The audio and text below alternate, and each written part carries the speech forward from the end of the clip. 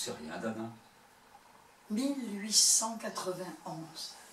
Anna vit sa dernière traversée et meurt en couche sur le bateau en rade d'Oran le 17 du mois de mai à l'heure de midi.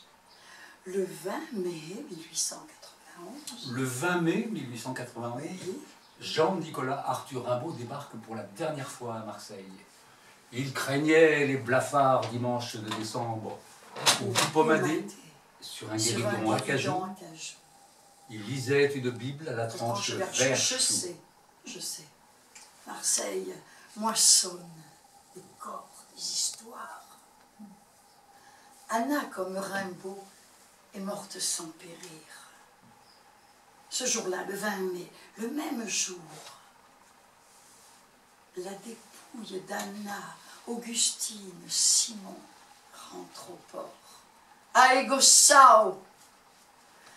Alla Aegossao, les limaçons, les nains des grosses et des pitchouns, des petits escargots, des blancs, des gris, des rayés, cuits au courbouillon, calevant dans ce petit cornet de papier journal, précieux le contenant.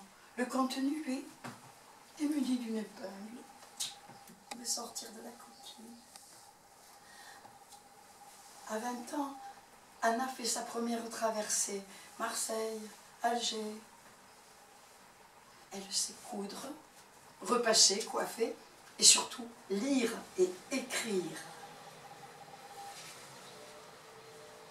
La petite vendeuse de rue, domestique chez les notables, à cette époque, les armateurs tiennent à la ville, devient dame de compagnie et lectrice sur les bateaux. Ces lectures, pourtant sur commande, l'apaisent. De la lecture, elle a fait sa passion. Et puis, on voit ses paroles, que quelquefois, elle retient. Et à ce moment-là, c'est elle qui croise enfin un regard suppliant, une attente. Elle prend le pouvoir, elle lit. Les mots, ces plantes amères et bienfaisantes, au goût intense, aux petites fleurs jaunes, aux griffes les mollets. Dans les calanques, elle cueille le fenouil, le romarin, le pégagnon, l'herbe de grâce. L'herbe de grâce, c'est la rue des jardins.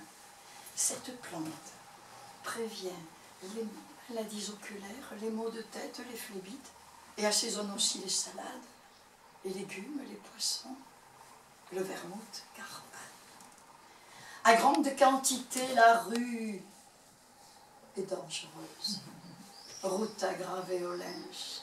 Ils disent qu'il ne faut pas en donner aux femmes enceintes un assez, qu'à forte dose elle est abortive. Ils disent que c'est très important de parler aux bébés, même s'ils ne comprennent pas le sens des mots. Ils disent qu'une parole, pour un bébé qui ne comprend pas le sens des mots, c'est un objet sensoriel. Avec l'imagerie cérébrale, on voit l'activité du cerveau qui grimpe en flèche, et encore plus si on s'adresse à lui. Il a l'air de le sentir.